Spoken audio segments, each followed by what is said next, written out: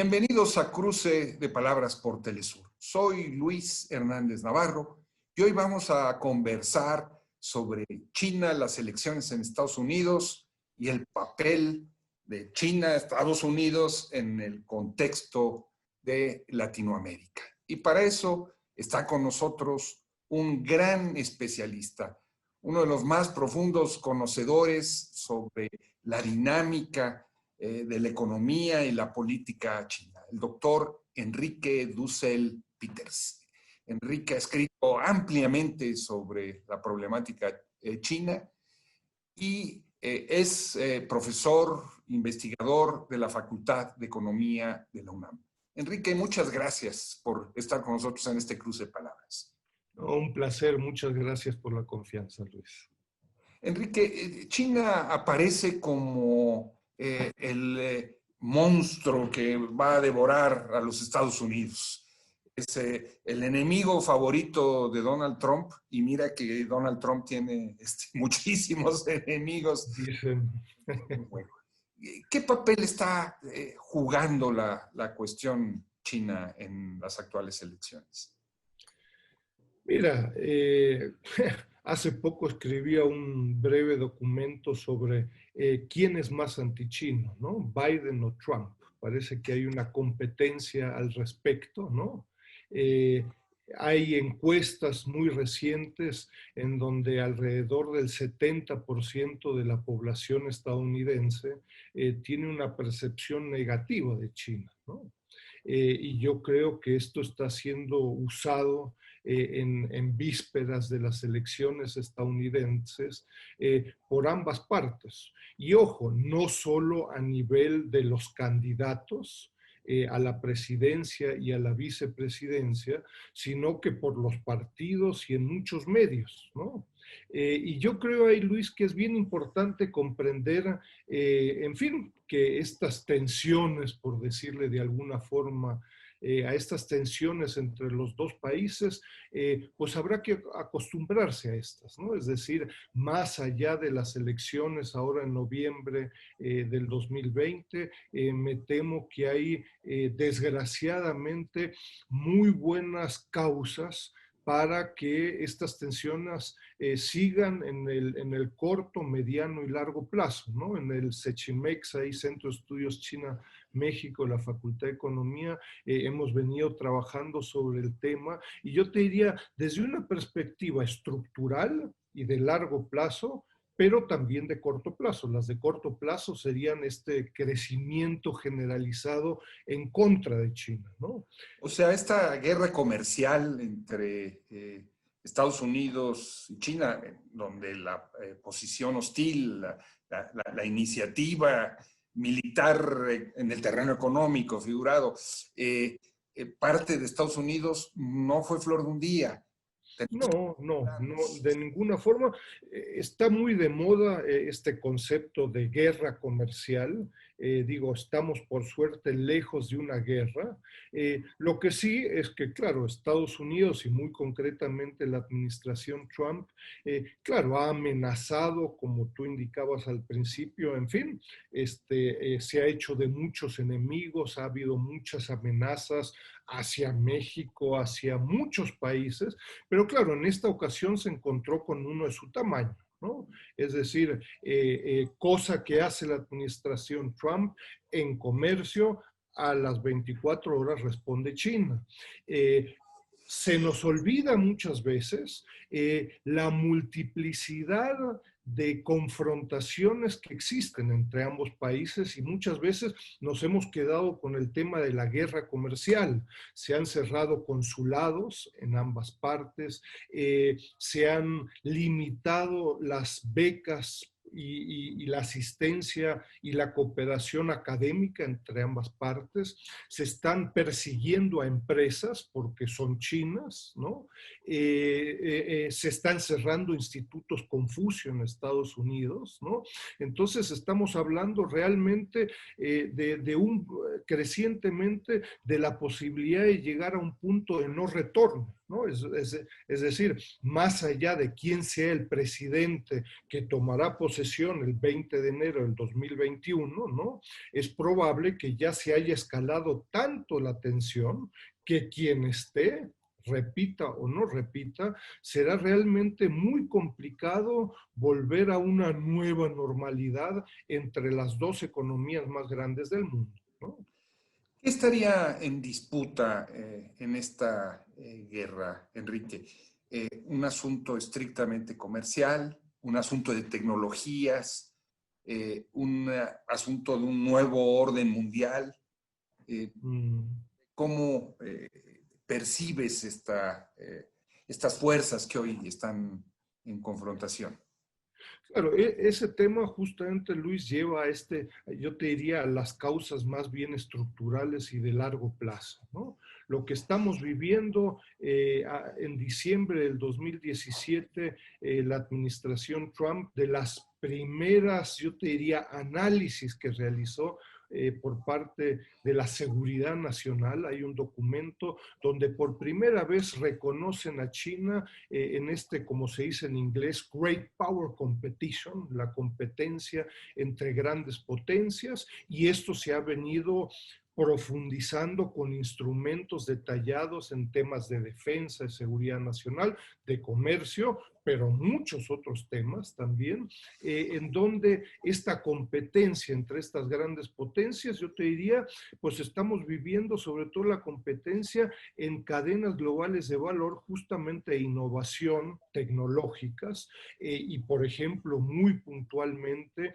en el tema de las telecomunicaciones, ¿no? La 5G, que ojo, no solo es para que funcione mi celular más rápido, ¿no? Eso es lo bonito y lo simpático. Estamos hablando de una nueva tecnología que va a tener un impacto dramático. Imagínate los nuevos autos autónomos, ¿no? Que tienen cientos de pequeños dispositivos que se comunican entre sí, que si tienen la 3G, la 4G o la 5G, va a tener un impacto dramático. Entonces el sector, sobre todo el sector productivo, las empresas, los organismos empresariales estadounidenses son los que han permitido y apoyado esta confrontación y que han apoyado al mismo Trump, cosa que hace 5 años hubiera sido impensable, ¿no?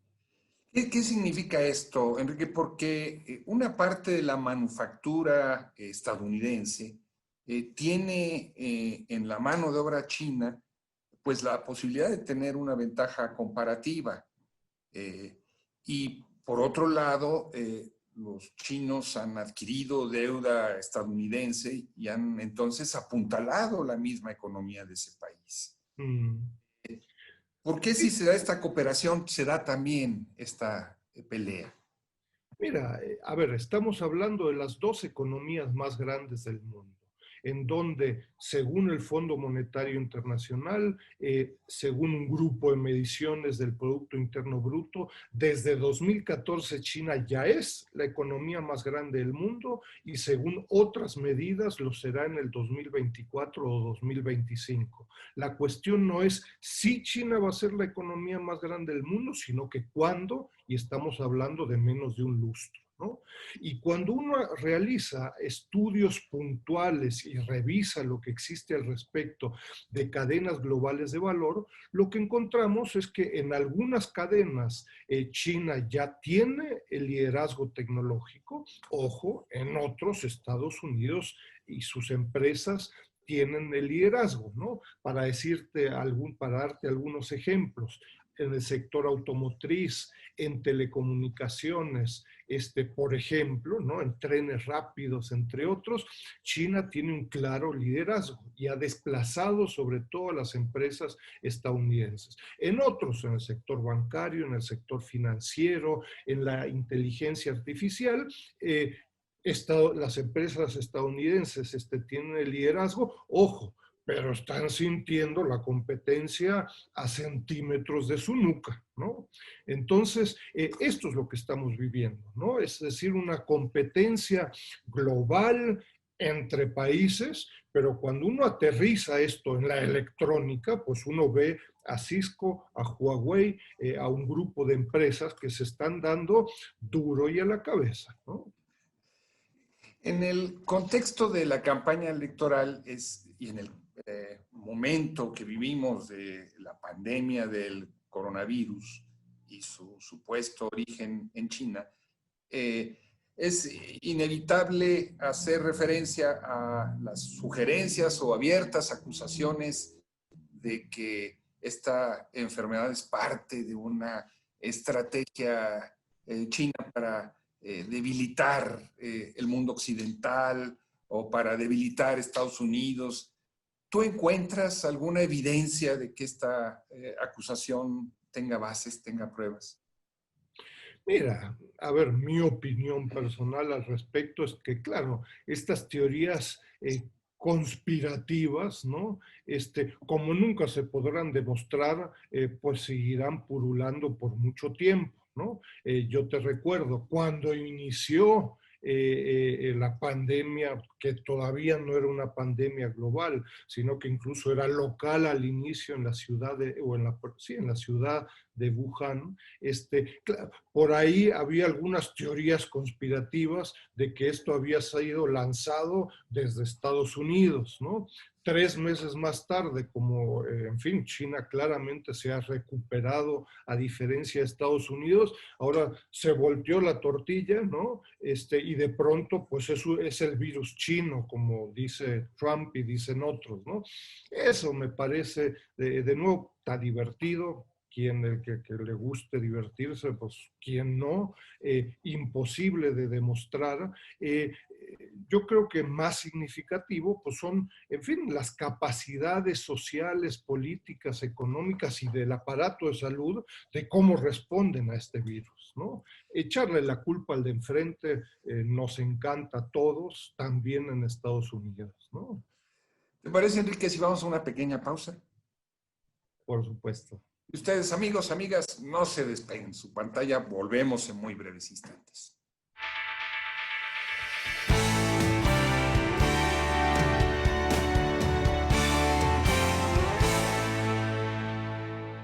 Estamos ya de regreso en este cruce de palabras conversando con el doctor Enrique Dussel Peters. Él es doctor en economía, profesor, investigador de la Facultad de Economía de la UNAM y un gran especialista sobre la cuestión china. Enrique, las inversiones chinas, el comercio chino, la ayuda al desarrollo china en América Latina se ha venido incrementando en los últimos años de manera muy relevante. ¿Tú consideras que esta ayuda pone en entredicho la hegemonía estadounidense en la región? Eh, Mira, venimos trabajando con mucho detalle sobre estos temas, ¿no? No solo como un tema, yo te diría, global, hegemónico, sino que sobre casos de estudio, proyectos de infraestructura, empresas chinas que vienen trabajando ahora sí que de las Malvinas a Mexicali, ¿no? Porque yo te diría, en América Latina y en México, en fin, nos encanta estas generalizaciones que muchas veces están llenas de racismos, ignorancia, que son, pues, en fin, una mezcla explosiva, ¿no?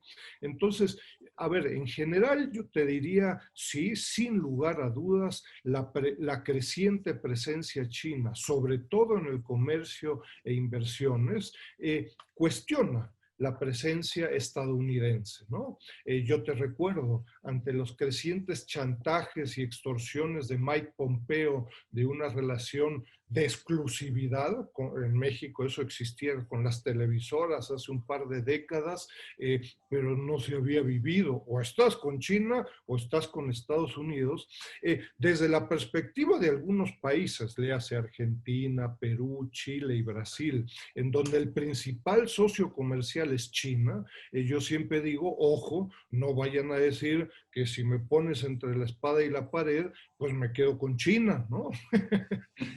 Entonces, con certeza, hay debates nuevos, hay una apertura, institutos Confucio, temas culturales, intercambio académico, científico, que está crecientemente presentando alternativas, al menos, a esta omnipresencia estadounidense con el exterior de la América Latina, ¿no?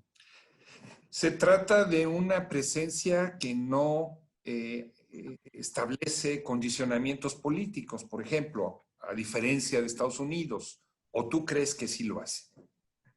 Mira, si uno lee al presidente Xi Jinping, ¿no? Si uno lee las propuestas de China en el foro CELAC China, ¿no?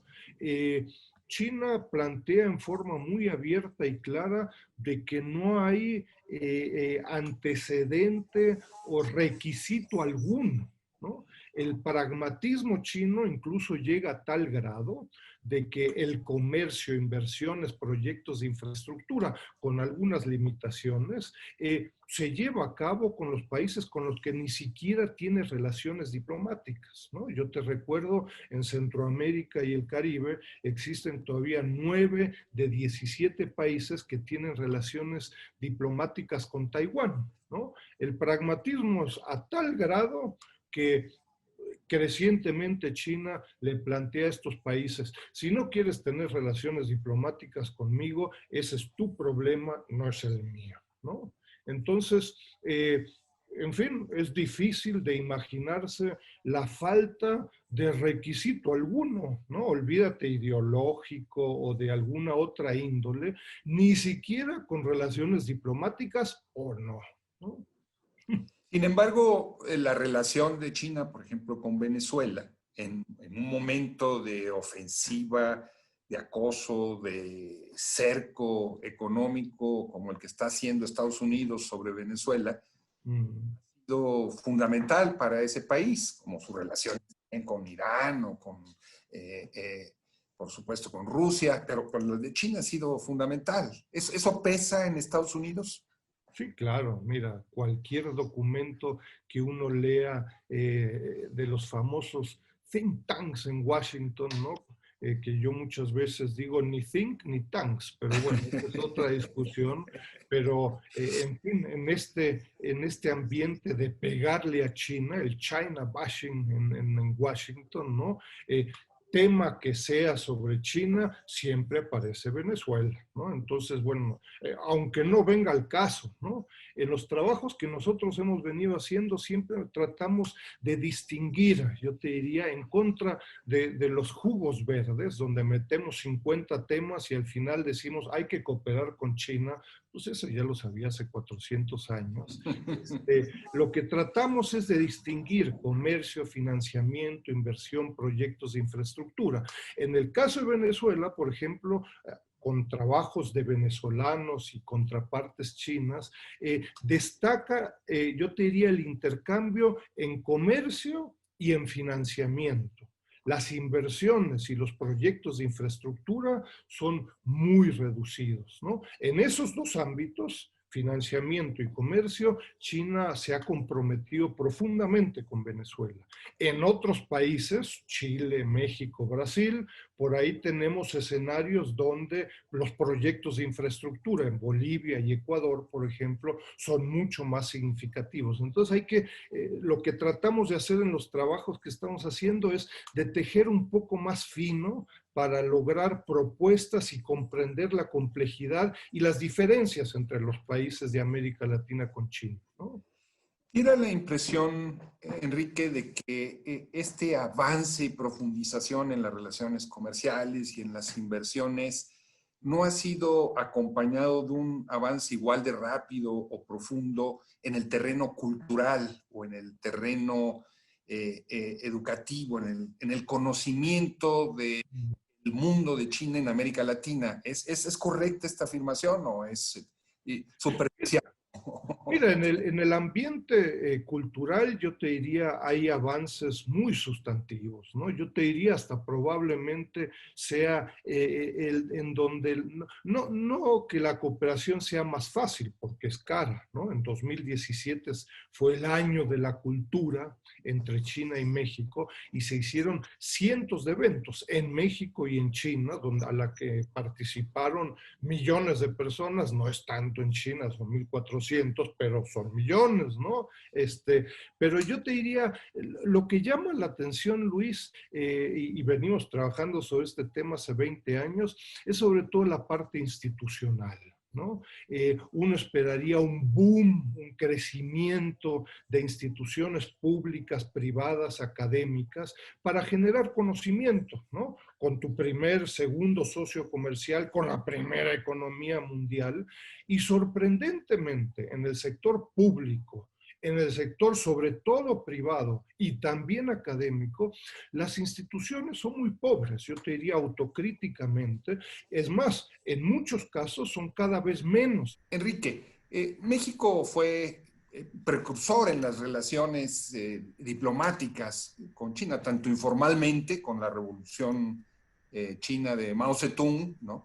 Como de manera oficial con el presidente Luis Echeverría. Sin embargo, diera la impresión de que en relación a cómo han avanzado estas relaciones en otros países de América Latina, en México esto se ha congelado en el tiempo. ¿Es una afirmación exagerada, te parece?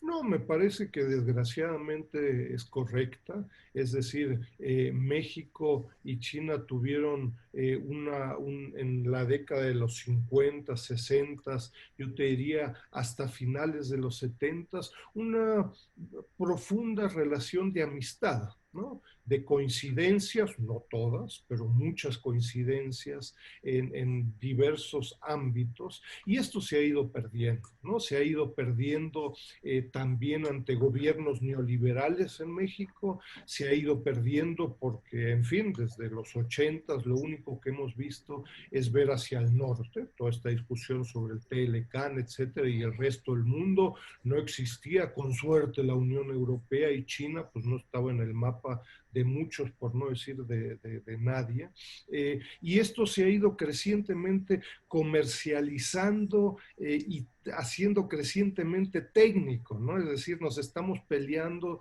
sobre aguacates, tornillos y alguien diría tonterías, y estamos perdiendo la película grande, ¿no? Esto es muy obvio, yo te diría, en el 2020, ¿no? En el 2020 y en el 21 México va a tener la presidencia, el Foro CELAC China, y no sabemos qué hacer con esto. Es la principal institución latinoamericana con China y pareciera que es una pelota caliente que nadie quiere agarrar, ¿no?